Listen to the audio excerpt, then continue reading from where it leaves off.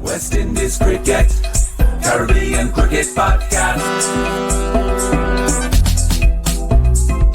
West Indies Cricket, Caribbean Cricket Podcast.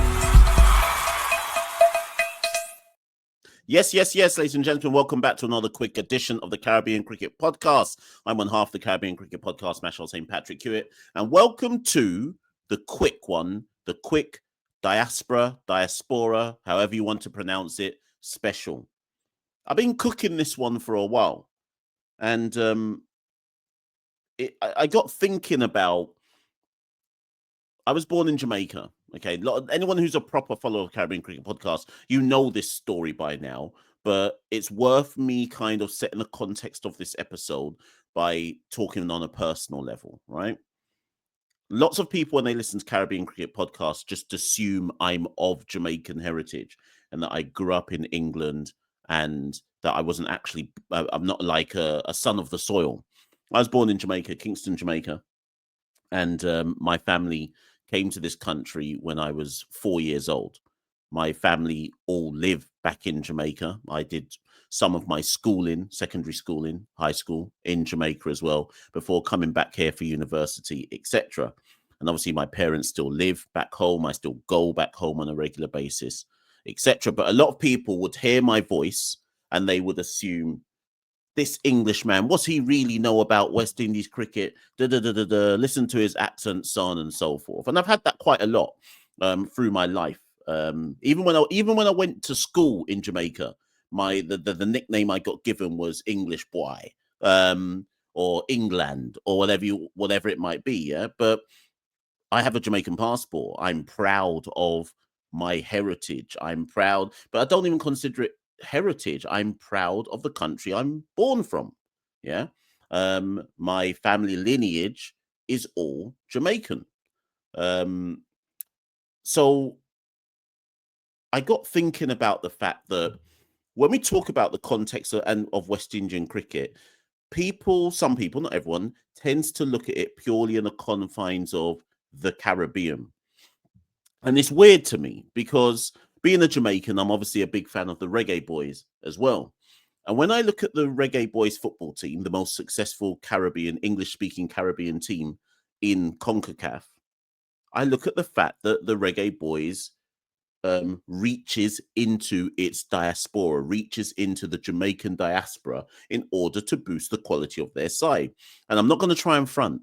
There's plenty of Jamaicans who would say, no, we need more yard man and tear and so on and so forth. But I've never bought into that, possibly because I live in England. But you could find many a Jamaican who would say, listen, if we have got talent in Europe who are proud of being Jamaican, their parents are Jamaican, they themselves might have been born in Jamaica. Think of someone like a Raheem Sterling, Rolando Aarons. These are footballers who were born in Jamaica and just happen to be abroad, right? If they're proud of their heritage and their culture and the fact that their parents are from Yard and the grandparents are from Yard, and you go back through their family tree and it's pure Yard man and gal, then they should represent Jamaica. And for me, there is nothing wrong with them representing Yard and nothing wrong with them representing Jamaica. Okay. And as a result, if you look at and I'm going to segue to West Indies people. If you look at the Reggae Boys team, that's why you'll find players like Michael Antonio, Isaac Hayden, Mason Holgate. There's massive talk that Mason Greenwood has got his papers in order and is going to play for Jamaica in the World Cup qualifiers. You got Casey Palmer, Bobby Decordova-Reid, in the past. I mean, so many. We can go back into the time when Jamaica got to the World Cup in '98. Robbie Earle, Marcus Gale, Dion Burton, Paul Hall. A bag of men from the diaspora have represented Jamaica over the years, right? Now, when it comes to cricket, how comes we don't take the same approach? And that's what this episode is about. How comes we don't take this same approach? Even when Trinidad, let's go back to segue back again to football. Even when Trinidad made the World Cup, Football World Cup, they had the same kind of philosophy. They had, who was that Trini man in midfield? Was it Chris Birchall? They had a similar kind of philosophy in terms of reaching out for their diaspora, might be overseas, but come true. come true and represent the nation, and so on and so forth.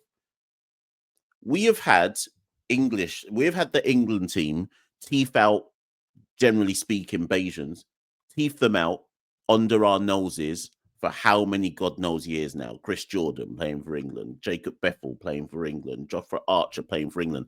And that's not to say that them men aren't English. They've got the passports and so on and so forth. They wanted to teeth Shea Holt back in the day, right? So it's not like I'm criticizing the Bajan man and saying, boy, why are you representing England and so on and so forth. England have reached out into their diaspora and said, yeah, let's teeth a couple good men over here, teeth a man there, teeth a man there. But West Indies, we don't want to do it.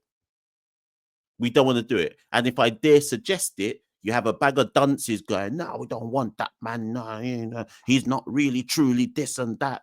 We aren't in a position as a West Indies cricket team to shrink our talent pool.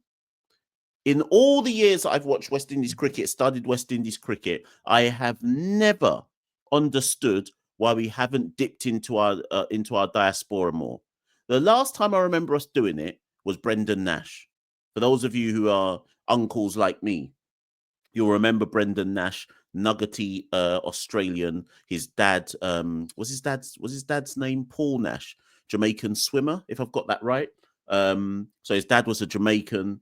Brendan qualified to play for Jamaica for his father, came over to the Caribbean, played Red Stripe competition or Caribbean, whatever it was called at the time. Chris Gale and the like took him under their wing. Nash made runs in the domestic championship and made his way through to the West Indies test side. By the time Nash got booted out the West Indies test side, I think they booted him out and he was averaging like 33. Okay. Believe it or not, people, you young lot, or you kind of like stubborn fans who think that we got plenty of men who average these things. Once upon a time, averaging 33 in West Indies cricket was considered that's not good enough, right? So let me just find Brendan Nash's stats. Give me 1 second.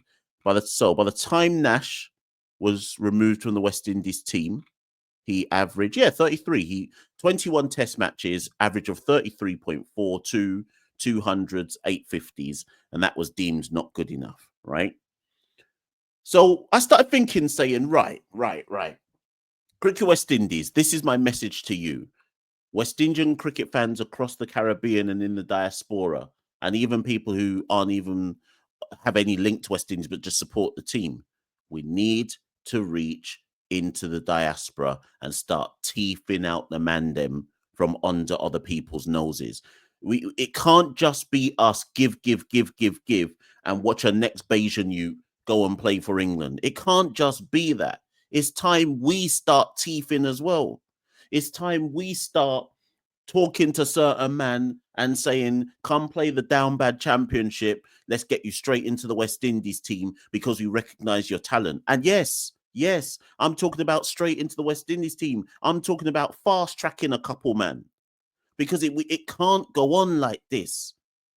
I can't if we're of the belief that, okay, we need to invest in the grassroots and the academy system, and it's going to take about 5 to 10 years to really kind of, for the fruit to really bear, for the fruit to really harvest and for it to, and the systems to bear fruit and all of that, then we need some other alternatives in the here and now. Because the domestic man, they ain't showing us. We're begging for an average of 30 out here. We're begging for a degga 30. So we got to think outside the box. The definition of insanity is doing the same thing over and over and over again and expecting different results. I'm not saying things won't improve in 5 to 10 years. I'm talking about now. So I went into the CCP Diaspora Files. I said, okay, cool. Cricket West Indies, here's 6 man I'm giving you. Here's 6 man. Why for that? Here's 6 man I'm giving you for you to start the dialogue. And I know people are going to get in the comments and they're going to say, but Mash, they're not going to give up this contract. They're not going to give up that contract. How do you know? What have you offered them? What incentive have you given them? What pitch have you come with? Why for that? What pitch have you come with? How have you sold yourself? Have you sold the project? Right? So check this out. Let me bring this up now.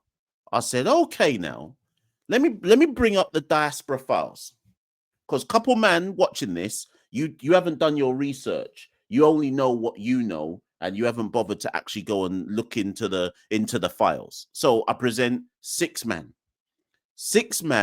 that if I was in charge at Cricket West Indies, if Kishore Shallow rang me tomorrow and said, okay, Mash, enough is enough. I'm tired of you running up your mouth on CCP. Here's the job. Here's the job. Put me in charge of call me minister without portfolio. Call me the diaspora minister. Call me the minister of recruitment. Get me in Cricket West Indies and just give my job will be to fly around the world and convince man to switch allegiance and come play for West Indies.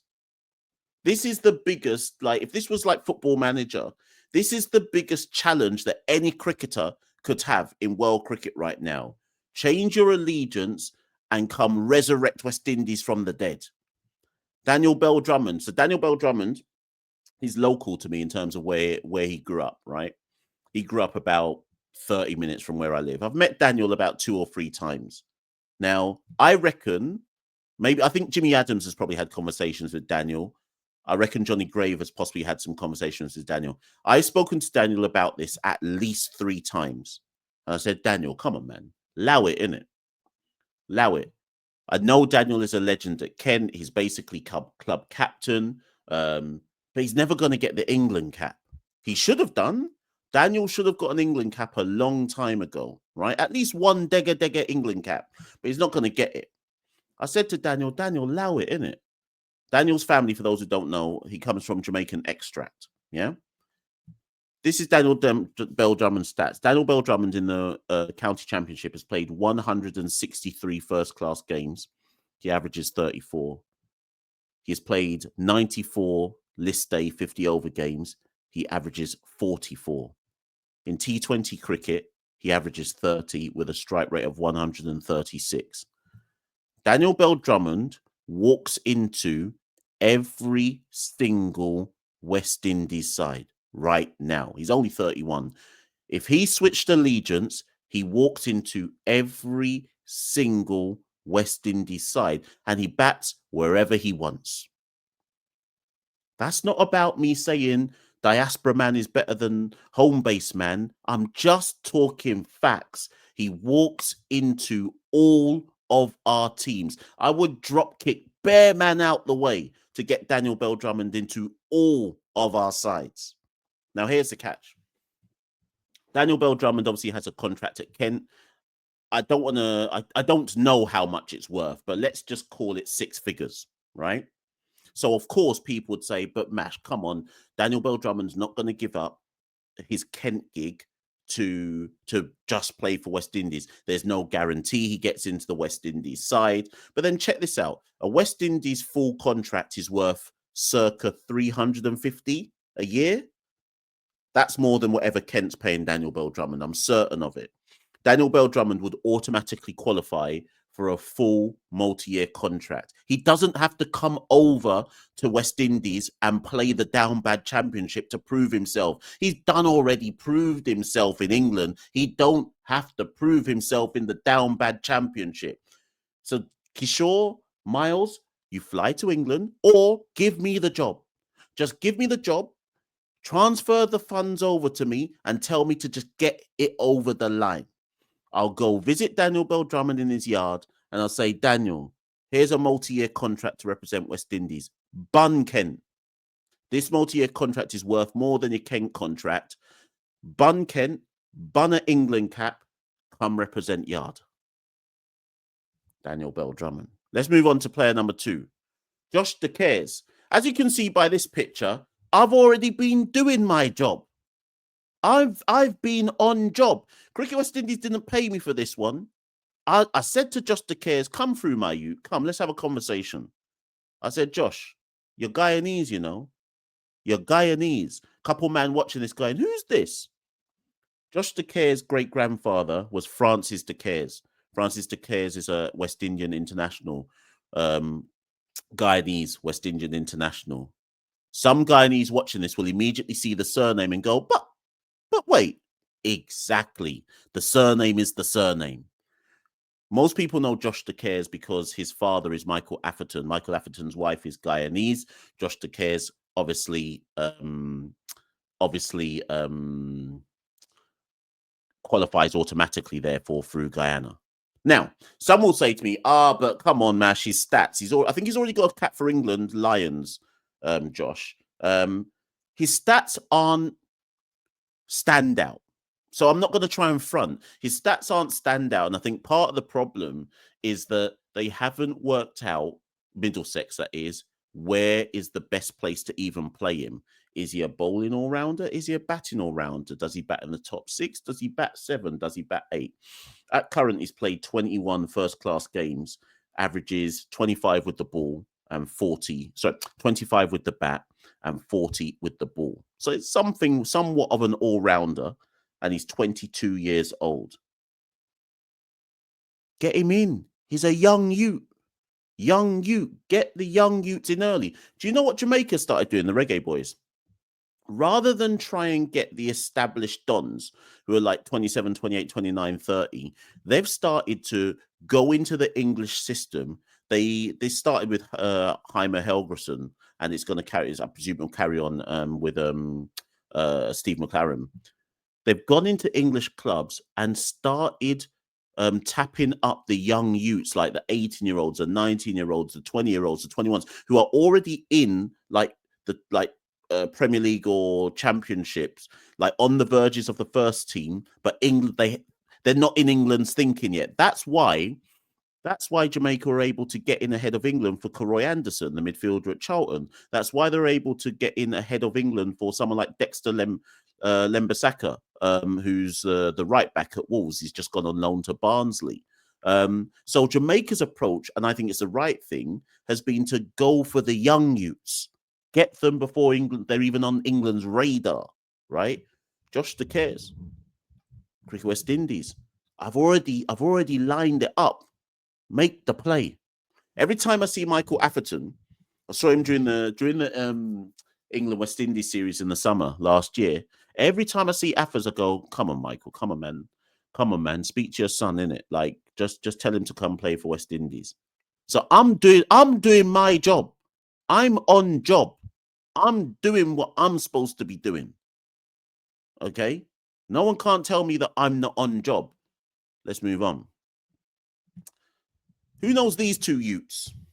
Ollie and Joel Davies. Ollie's 25. Joel is 21.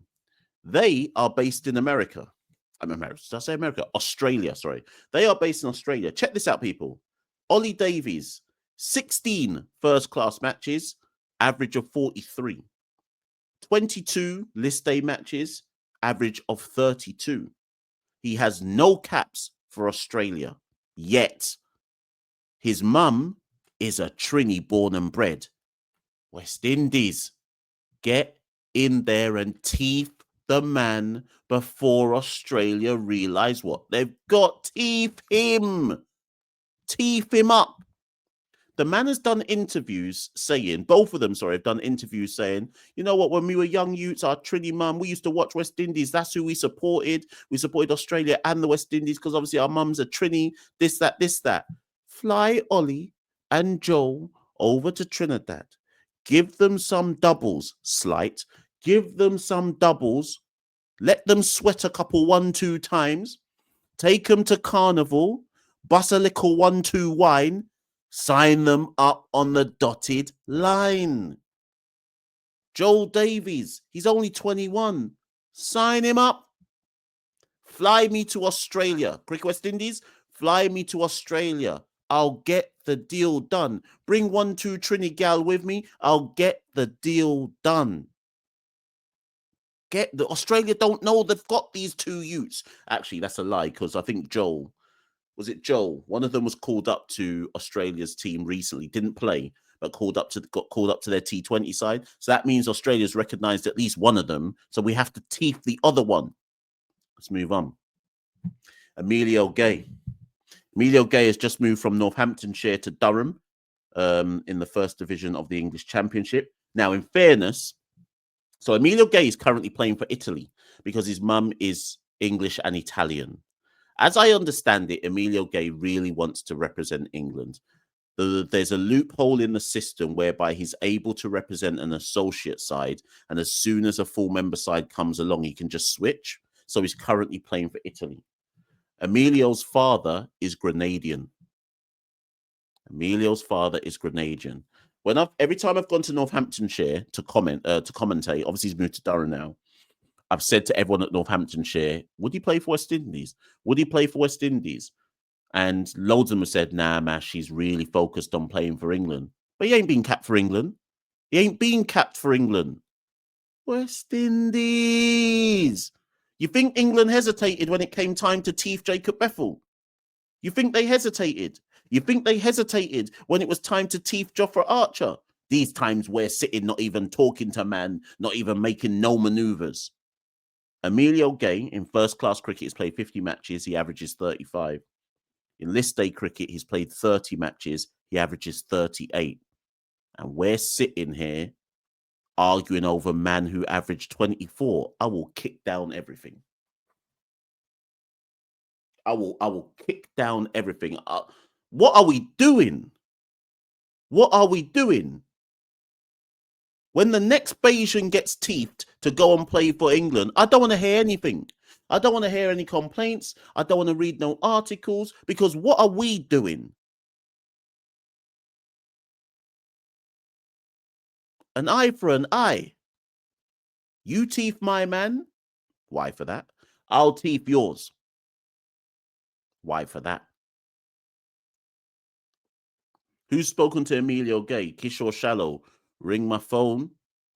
Miles Bascom. In fact, Miles is coming on the show later this week. Ring my phone. Send me a message. Just give me a little petrol change. I'll drive. I can't drive. I'll catch a train to Durham, and I'll say to Emilio Gay, come now. Come now. Bun England. Bun England. Come and take part in the greatest quest known to man, the revival of the West Indies cricket team. Come true, my you. How many more I got for you? I think I got one more. Jamal Richards. So, Jamal Richards, so his grandfather is Jamaican. I think his dad as well. Can't remember. Yeah, I met them actually. So big up Jamal. If his people them are watching this, blessings every single time. Love and guidance. I met them at the West Indies in the warm-up game before they played England in the test matches. They played the first-class counties select 11, and Jamal Richards was in that squad against the West Indies.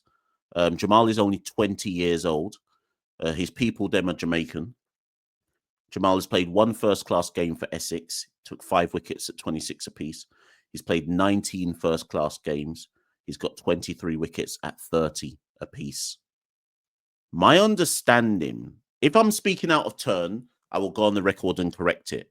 But if West Indies tapped Jamal up now, I think he would gladly switch allegiance now at 20. At 20. Kishore, Miles, give me the job. Give me the job. I'll go get the thing done. Listen, people, let me get this off the screen. A lot of people see this episode and they'll be like, he's just saying this because he lives in London. We've got to think outside the box. We've been failing for 20, some say 30 years. Let's say 25, but it's probably 30. We've been failing for 25 years. And we have players who are of Caribbean extract who we haven't even tried properly to engage in the project. So what are we going to do about it? I want everybody who's watching this episode, share it with someone. Share it with someone. Press like, subscribe, hit the notification button. We've got to reach out to the Caribbean diaspora.